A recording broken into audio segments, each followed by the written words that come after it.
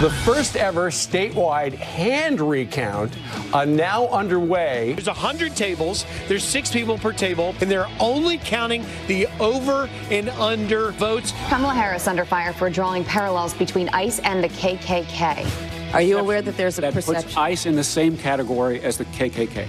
Is that what you're asking me? Shame on Kamala Harris. She need to talk about her party, who created the KKK to intimidate, manipulate in order to dominate. Nancy Pelosi facing resistance from Democrats to become House Speaker. The best thing for Republicans is to have her in that role. She reminds them why they don't like Democrats. President Trump visiting with Marines yesterday, highlighting his administration's efforts to improve veterans' care. Military families are the backbone of our nation. No president in modern history has made veterans and veterans issues a top-tier part of their campaign. Art Unruh, Air Force Staff Sergeant, he will get this crowd whipped up as that flag is raised, and we thank him and all the men and women who serve. About election season, not election day, and we have a Fox News alert. Ron DeSantis appears to be Florida's next governor after Andrew Gillum gains only 1 vote in the recount by machine, but the Democrat not conceding. Nope. The first ever statewide hand recount now underway for the hotly contested Senate race. That's right. And you're looking at it live. Not far from there is Griff Jenkins. He's in Lauderhill, Florida, where the manual votes are being counted. Griff, who are those people behind you? So the people behind me, Steve, are volunteers heading in for that recount. We'll take you in there in a second. But first, you mentioned Ron DeSantis. He will, in every likelihood, become the next governor of Florida because he leads Andrew Gillum in the second recount by more than 33,000 votes. That is a margin of 0.41%. Although Gillum will not concede yet. He put out a statement saying, quote, while our race has fallen outside the window for a manual recount, we still believe that before the election results are certified, the state of Florida must count every legal cast vote, but you have to have a 0.25% to get to that hand recount. DeSantis Gillum will not go there, and on Tuesday we expect the state to certify Governor Ron DeSantis. Now, inside this room, take a look at this. This is the hand recount. They're just going through training right now. It's about to begin any minute, and here's how it's set up. 100 tables. There's 6 people at each table. 2 are election officials, 4 are lawyers, or representative of the lawyer teams, 2 Democrat, 2 Republican, and they're only counting the over and under votes. That means that they either mark too much or too little. And take a look at this, guys. I was just in there, the training manual. This is on every table, and they're handing it out to all the people. There's going to be 4 bins on each table. Those over-under votes will be decided upon at each table as either clearly Republican, clearly Democrat, clearly no vote, meaning nobody marked it, or green, canvassing board. They say inside the catchphrase is green means go to canvassing board. That means the Republican and Democrat representatives at each table have disagreed, and that will be a contested ballot. Likely it is over what the voter intent is. Now, sometime this weekend, we hope this process of what is anticipated to be 30,000 over-under votes, at least here in Broward, to be decided upon, and we'll find out what the legal challenges are there as this very close Senate race plays out. We expect the same thing in Palm Beach County, but they're taking a little while to get there. Guys? Indeed. Griff, real quick before you go, the green one, where the canvassing board is going to try to figure out voter intent. Have they hired a team of mind readers to figure this out? How do they know what the person intended? So they look at the ovals and see each table, the representatives from Republicans or Democrats look at it and say, well, that looks like a Nelson or that looks like a Scott. And if there's disagreement, the canvassing board then decides it. But if the canvassing board decides something that the lawyers on either side disagree with, then they can ask for a legal challenge and try and move it to a court. The entire table, that's why Florida took so long in 2000. So the entire table will look at one ballot at a time, so not one person can lie, right? They're all looking at each ballot and determining what it is. Right. So it's not just one opinion. That's correct. That's okay. exactly right. That's exactly how it works. Everybody looks. If you can't do your ballot, you shouldn't count the ballot. Come on, people. By the way, there's a breaking story now that Stacey Abrams' campaign and legal team is preparing. This is the governor's race in Georgia. Is preparing an unprecedented legal challenge in the unresolved governor's race. Unresolved, but Brian Kemp leads by 55,000 votes. They are claiming that claiming they're an accusation that 50,000 new voter registrations were not counted, 200 polling places were closed, and 1 in 10 Georgia voters were taken from the rolls. She's talking about disenfranchisement, and so what she would like to do is not have a recount. She would like a revote, which is unprecedented. We need a great legal mind, and Geraldo Rivera is at our disposal right now. He joins us, as you can see. Geraldo, what do you think about, okay, so she's way behind for the most part, for all intents and purposes, and now she's asking for a revote, not a recount, a revote. Although it appears she has lost to Brian Kemp, the Secretary of State in Georgia, 50-odd thousand votes. In Georgia, it's weird, but the winner has to get above 50%. So my thinking was that her legal strategy was to show that Kemp did not get over 50%. In Florida, for instance, DeSantis beat Gillum. Both of them had 49%. In other words, no one in Florida won above 50% in the governor's race. If that were Georgia, that would automatically trigger a re-election. You have to vote again because neither party got over 50%. So Abrams, I thought, was trying to show that Kemp won, maybe, but he didn't win with over 50%. Therefore, there should be this whole second election. My prediction in both the Georgia governor, Florida governor, and Florida Senate is that it will be as it appeared on Election Day. For all the, the noise, all the sound and fury, all the lawyers. And remember, a lawyer's job in an election context is to minimize your opponent's vote while maximizing your own vote. They're not in it for truth. They're in it for a partisan result. But that's Geraldo, what gums it up. Armies of lawyers. But what about the responsibility? They're so critical of President Trump saying, if I lose Pennsylvania, there's got to be something underhanded going on. And now all of a sudden we have Cory Booker, Hillary Clinton, as well as Sherrod Brown, who wants to be the Democratic nominee, saying that if this was an above-board vote, Stacey Abrams would be the governor. Essentially saying Brian Kemp cheated without providing any proof of that. And these are three of the highest-profile Democrats out there. How irresponsible is that in your mind?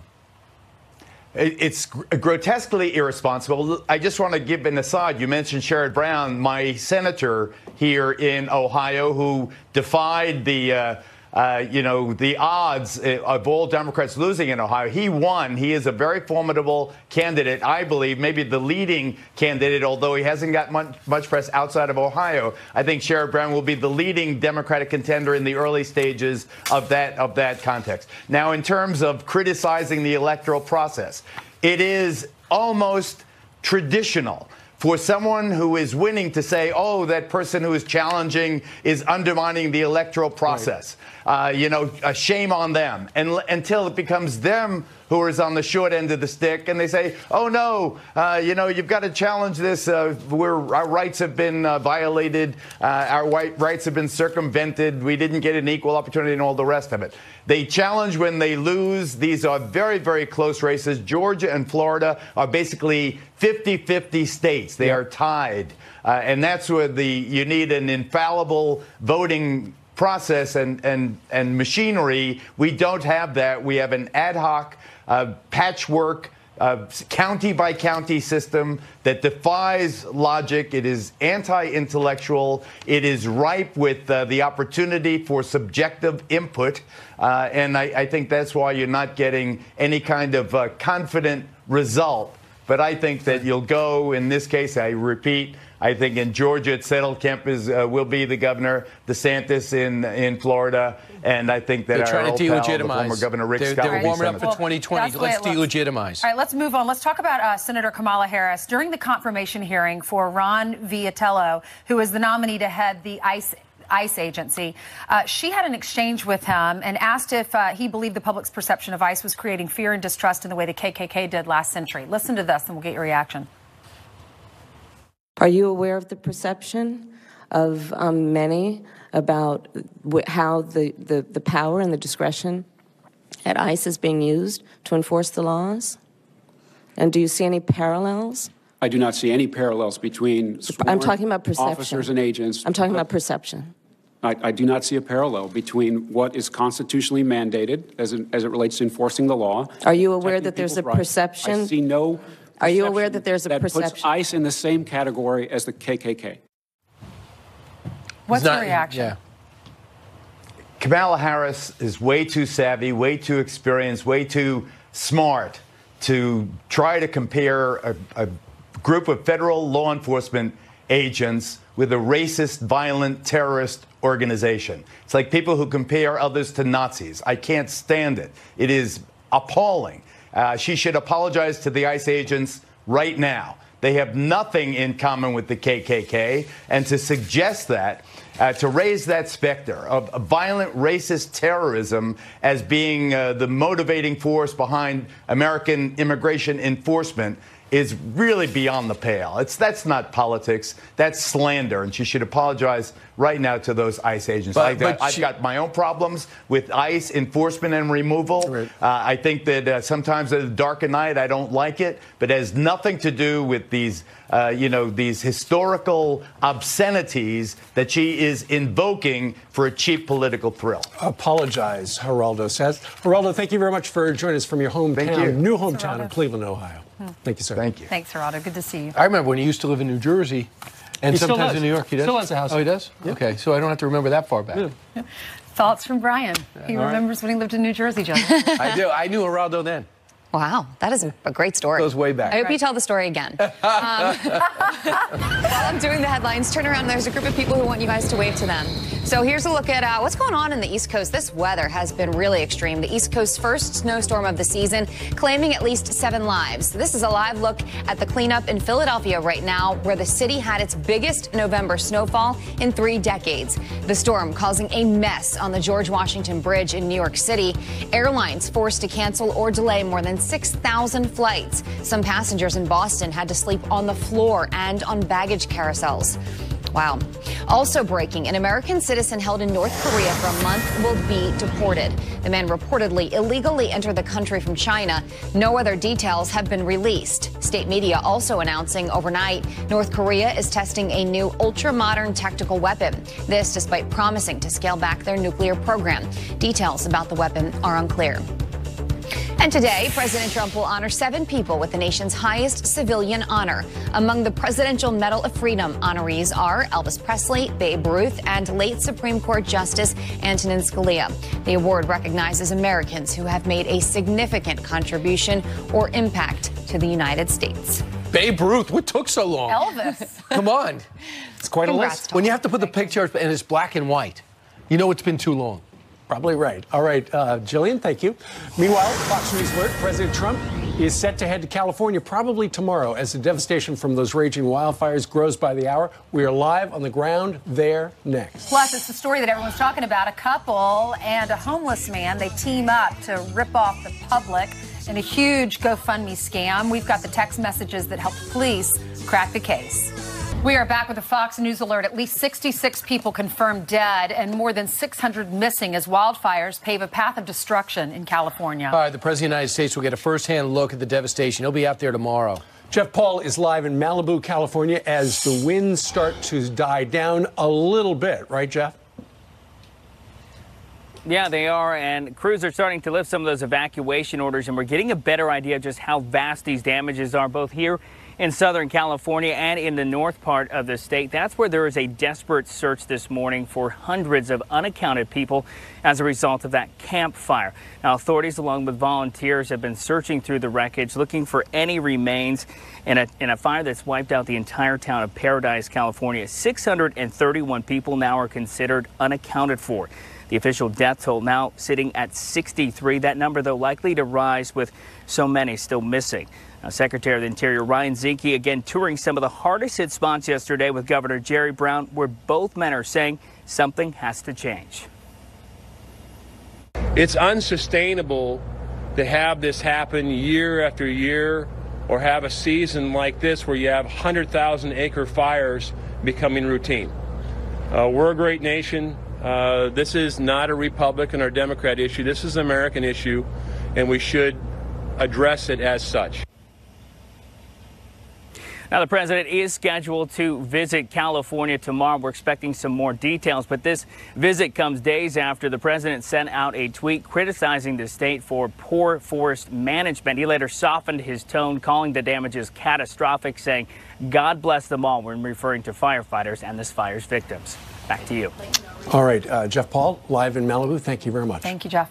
Democrats are divided over Nancy Pelosi, but that's not the only battle within the party. They are far apart on their agenda and even how to investigate President Trump as well. They can't agree on that. So will they be able to govern? Plus, you've seen these kinds of videos before. A doorbell, we were just talking about this, a doorbell camera catching a man walking up to a home. But this one has a twist that's going to make you smile. For domestic violence, that according to USA Today, which is free in most hotels. The famed attorney for Stormy Daniels denies the charge stemming from a confrontation at his Los Angeles apartment with an unidentified woman. And Beto O'Rourke blogging about a run he took near the U.S. Capitol. Now, many people are speculating it could be a hint about a White House run. In his post, O'Rourke quotes Abraham Lincoln, who's the only American to lose a Senate race and win the presidency 2 years later. Ainsley. All right. Thank you, Brian. A growing number of House Democrats are saying no to Nancy Pelosi as the House Speaker. The American people sent a very strong message in the election last week that we want new approaches to politics and new leaders in Washington. I believe we need change, and so I'm supporting change. We're going to bring change. The people want change, and this is the establishment versus change.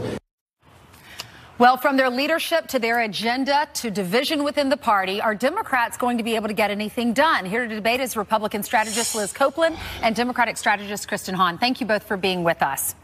Liz, thank you. Liz, I'll start with you. What do you think about this? Because the Democrats aren't able to agree on whether or not they're socialists or they're more moderate. They can't agree on how to investigate the president, if they'll impeach the president. Will they be able to get anything done?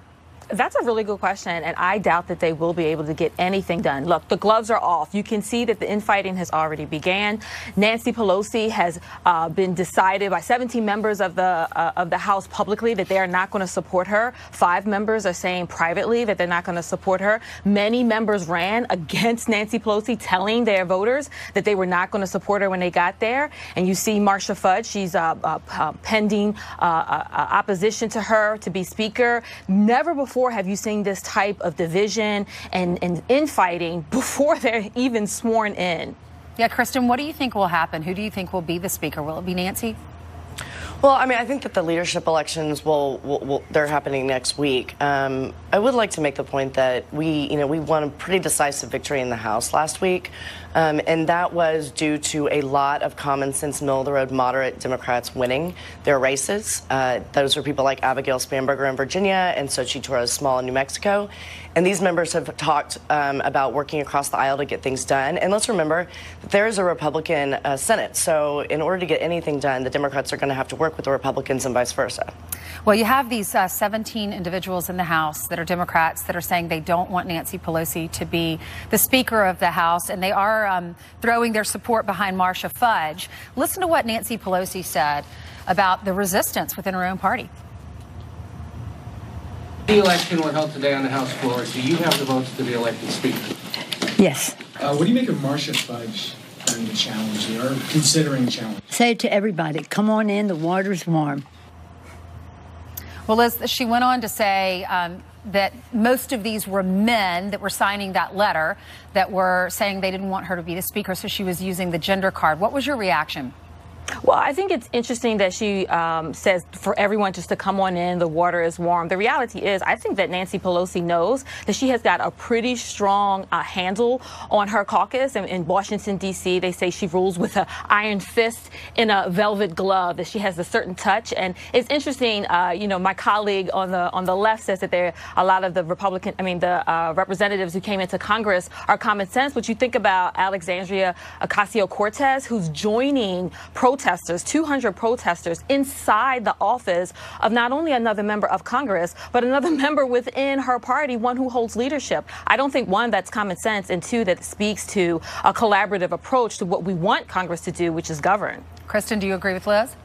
I agree with with her assessment. I do not agree that I think AOC, as people are calling her, is representative of the majority of our caucus. There's a lot of attention on her for a lot of different reasons, and she won her district, which is great. But there are many more of the people that I'm talking about that want to work with the president, that want to work with the other side of the aisle. AOC. Hadn't heard that one. Thanks so much. All right, Liz, Kristen, we appreciate you being with us. Have a great Thank weekend. you. All right, members of the caravan protesting at the border and requesting asylum, some even admitting that they want to overwhelm Border Patrol agents. Chief Patrol Agent Rodney Scott says there is a crisis happening right now, and he joins us next. Plus, All right, the migrant caravan already making their request for asylum as more groups close in on the United States. But with multiple warnings against entering illegally and U.S. troops amassed at the border, what can migrants expect when they try to cross over? Here to weigh in, Chief Patrol Agent of San Diego Sector, U.S. Border Patrol, Rodney Scott, joins us from out in San Diego. Mr. Scott, good morning to you. Good morning. Thank you for having me this morning. So, Chief, give us an update on what's going on, because we've been reporting that parts of at least one of the caravan, at least 800 people, are in just south of where you are in San Diego, in Tijuana. Give us an update on their plan to ask for asylum, or just to ask whether or not we'll let them in. So you're correct. We've been monitoring these caravans for a few weeks now as they come up through Honduras, Guatemala, and Mexico. We've been monitoring the violent tactics that they've used. That's very unique. And they started arriving in Tijuana earlier this week. The first group was about 90, then the next day about 340, and then another group of about 800. We saw them start to use some of the same tactics when they arrived in Tijuana, out on the beach, up on the border fence, starting to tear apart infrastructure. But we've been preparing for a couple weeks now. We've surged in resources. Department of Defense has been helping us harden the border. What that really means is using concertina wire, building obstacles, making it harder to cross between the ports of entry. And we've been staffing up our ports of entry to make sure that that we're ready and that we're not going to be overwhelmed by a bunch of people trying to cross the border. Are you ready? Because they do want to overwhelm you. There was this guy, Henry Salinas. He was interviewed by Time Magazine. He's 30 years old, and he says this is what they plan to do. It's going to be all against one, one against all of Central America against one, and one against Central America, all against Trump and Trump against all. So they want to overwhelm. They all want to come in at one time. How are you going to prevent them from doing that? So I think that rhetoric is telling of what makes these caravans different than the ones in the past. But we've been getting ready before this actually happened. We've got nearly 8 miles of new border wall constructed here in San Diego. That construction is ongoing, so that creates some vulnerabilities for us, but that's what Department of Defense has been helping us put in place. I have a great relationship with the U.S. Attorney here, though, and anybody that crosses a border between the ports of entry that's amenable to prosecution, we will charge them with illegally entering the United States. And then the President's proclamation that was recently enacted or put out as an interim rule, you'll be ineligible for asylum if you illegally cross between the ports of entry. So part of it is our messaging, but part of it is our response. And we have shifted several hundred Border Patrol agents into the area. We have better technology than we've had in years. We've unfortunately had to pull people from other areas along the border where they were already gainfully employed. But we're not going to let people mass across the border here in San Diego. All right, a couple of things. We're going to show some video now. It's not your sector, but it's an important sector, Yuma, Arizona. They look at your barbed wire, and they're coming with cutters. They're starting to see it here, cutting away. And back to what you said you noticed. You said you've noticed violence. So the caravan members that have already gotten to Tijuana, you've noticed they're a violent group? I wouldn't say they all are, but I think anytime you have massive numbers of people, your worst actors leverage that for cover, if you will. So within hours of the first couple groups coming, we had clashes at the border. We had people throwing rocks and bottles across at agents. I think some of that was videoed out of Borderfield State Park on the beach. We had a few people getting up on the fence and starting to cut the wire. However, 2 of them I'll highlight. The one ended up being an individual from Guatemala with an extensive criminal history prior in the U.S. He was arrested by the Mexicans and I believe is being deported back to Guatemala. So I have a great partnership with my counterparts to the south, and they're helping me out to the extent they can to take out those bad actors as well. Right. So this is a multi-pronged approach. Mr. Scott, real briefly, do you have any idea how many of the migrants that you've heard about intend to ask for asylum versus just want to come to the United States? So I can't give you a real number, but I did meet with Mexican counterparts yesterday. I know here in Tijuana that the government met with a large group of the migrants that showed up. They offered them a shelter and they offered them some assistance. A few, primarily family groups, did take that assistance. Mexico has also offered them asylum. A few are having those conversations. But they were a little disappointed that a large portion of the group refused to go to a local shelter. They didn't want to have a curfew overnight. And they said the same thing you said a minute ago. They intended to try to wait for others and then mass across the border. Rodney, we've heard that the moms and the kids are going to the shelters in Tijuana, and a lot of the men were sleeping outside and on the beaches because the shelters were getting full. What percentage are you seeing are moms and kids versus men? So I've seen the same reports you have, but what we've physically seen face to face, and then most of the videos that I've seen, these groups are primarily adult males. There are definitely families mixed in, but it's well over 50% that are just single adults. They would have a more challenging asylum claim. All right, Rodney Scott, a Chief San Diego Sector Patrol Agent. Sir, thanks for getting up so early to report. Thank you for what you do. Thanks, Rodney. Thank you very much. Thank you for having me on. All right. All right. We have some breaking news on WikiLeaks. Jillian Mealy has that and more. That's right. And some new information. So let's get right to this Fox News alert. WikiLeaks now responding to the possible indictment against Julian Assange from the U.S. Assange's attorneys say the notion is, quote, an incredibly dangerous precedent and a grave violation of press freedoms. Court documents filed in Virginia say the DOJ is preparing the charges under seal. But a district court spokesperson says Assange's name was not intended to be included in the filing. A homeless veteran and a couple face up to 10 years in prison for allegedly fooling the nation to get rich quick. Prosecutors say they made up a story about the homeless vet spending his last $20 on gas for the woman who was stranded on the side of the road, leading to a GoFundMe page that took in more than $400,000. Now, it's believed they actually met each other at least a month earlier.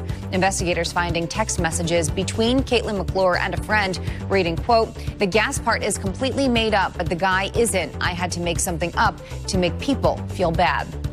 All right, stop what you're doing and watch this. A terrified mother runs over to her choking infant to an Arkansas fire station, begging for someone to save his life. Now, you can see a firefighter in this video slapping the child's back, working frantically to clear his airways. That hero first responder says the baby was completely blue. It took 15 seconds to get the baby breathing again, and we are very happy to report that he is doing just fine. So, what a hero. A moment of kindness caught on camera. A man spotted on home surveillance returning a lost wallet in Washington, D.C. Usually when you lose your wallet in a city, it's gone. And so is sometimes your identity and credit cards, and those kinds of things can haunt you for a while. So I'm extremely grateful and know that I'm really lucky. The woman hopes someone will recognize the man, and she wants people to say thank you. She wants to say thank you. Let's look at your headlines. Don't you love when you hear stories like that, Good Samaritan stories? He found the wallet, went to her house, and looked like he was putting it in her mailbox. Yep. Now that we're within surveillance state, we can see all good news, and bad news. That's true. Yeah. All right, Jillian. Your life's on camera. Welcome. And so is Janice Deans, and she joins us right now with the Foxcast. And we had, I like that headline, Snowvember. Snowvember, yes. In some cases, the earliest snowfall on record across some of the southern states, and we hit a record in Central Park, the heaviest snowfall in November, the second heaviest snowfall in November. So you can see with those snow totals, we outdid ourselves here. Over 18 inches in parts of upstate New York, a foot in Pennsylvania, close to a foot in Connecticut. We are not done with this storm yet. We're still going to watch it for the next couple of hours into tonight, but then it will be out of here, which is great news. But of course, we had quite a trying day, especially across the Northeast. Roads weren't treated. A lot of folks were on the roads for many hours trying to get home. But things are looking better. I actually saw some sunshine out on 48th and 6th, which is great. Here is your forecast for today. Looking good across the Great Lakes and the Northeast once we get this storm out of the way. A little bit of lake effect snow. Northern Rockies, Northern Plains, that's where we could see our next Clipper system, a quick moving storm that's not going to last a long time, but it is going to bring a little bit of snow. And then the West Coast. The good news here is we're going to see a little bit of rain in the forecast heading into next week. Here is a look ahead to your Thanksgiving Day. That's, of course, happening this week, next week, rather. And the good news is it looks very quiet with seasonal temperatures. So no storms in the forecast right now, but we will certainly keep an eye on it. I like that dancing turkey up there. Dancing turkey. It's Friday. There's Janice being the dancing machine. All right, JD. All right, straight ahead, President Trump has said he may shut down the government if Congress doesn't give him enough money for the border wall. We're going to talk to current House Majority Whip Steve Scalise about that coming up next. Plus, to the President Kellyanne Conway hitting Congress for not fixing America's immigration issues. Republican and Democratic Congresses, frankly, have failed to meet the president's very modest demands on ending the visa lottery system, ending chain migration. He was willing to do a deal on DACA, the Dreamers, as you know. And of course, I think one of the centerpieces, the wall funding. $1.6 billion is a modest down payment for the security of this nation. Here with reaction is Congressman Steve Scalise, House Majority Whip and author of Back in the Game, One Gunman, Countless Heroes, and The Fight for My Life. He joins us from our nation's capital. Mr. Scalise, good morning to you. Good morning. Good to be with y'all. All right. So, you know, we've been hearing for a couple of years the president wants to build the wall. The House has approved $5 billion. The Senate, 1.6, it sounds like. It sounds like the House wants to build the wall more than the Republicans in the Senate. Well, I agree with Kellyanne that more needs to be done. You know, we've been working with President Trump to secure the border. More needs to be done there. You can see it with the caravan. There are serious threats to our national security that need to be addressed. And there are big loopholes that need to be closed, too. And some of them she talked about, this lottery that makes absolutely no sense, where thousands of people are let in, literally where their names are plucked out of a hat. It should be a merit-based system. That's what President Trump wants. That's what I'd sure like to see us do. We've got a few weeks left to try to get this done. And what leverage do you have to get it done? I mean, you guys can pass it out of the House. It's a lame duck session. You have the majority in the Senate. So what is going on behind the scenes? Anything?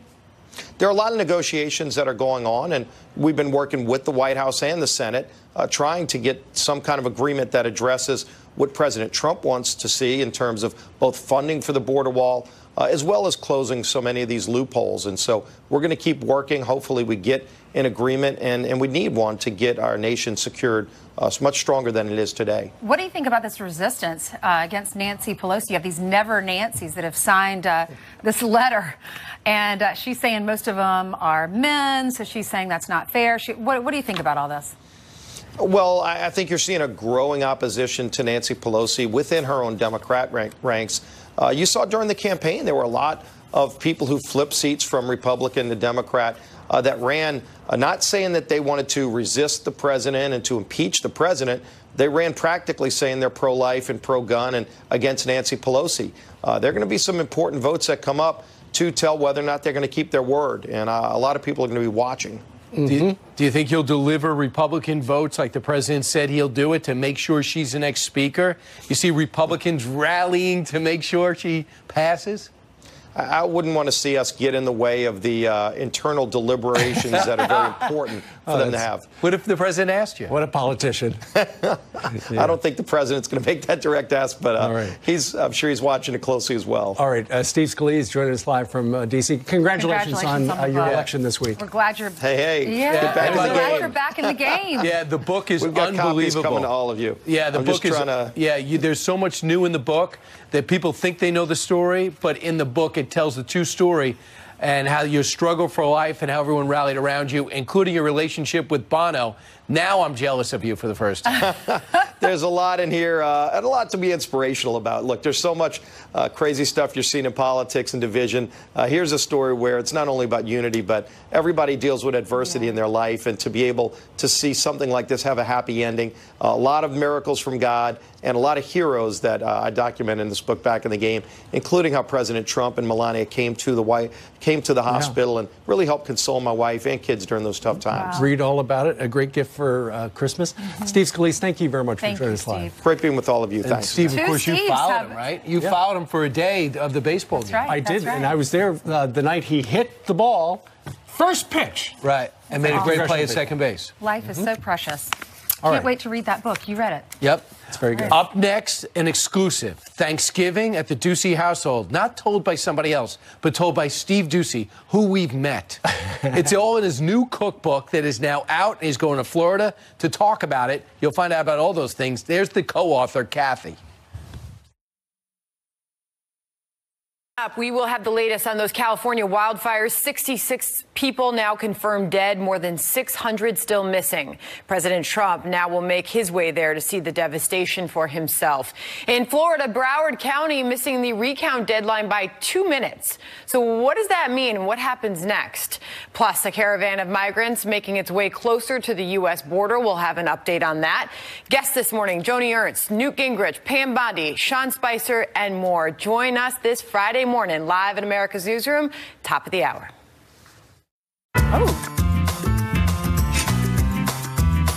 Yes. Brian, you have to do all the talking because we want to eat. It's a special edition of Cooking with Friends. Ainsley, you going to talk? No, I'm not. I'm going to eat. Thanksgiving is right around the corner, and the house that everyone's focused on is Chef Steve Ducey's house. He's pulling out some of his family recipes from the Happy Cookbook. That's right. Make this year make your turkey the tastiest ever.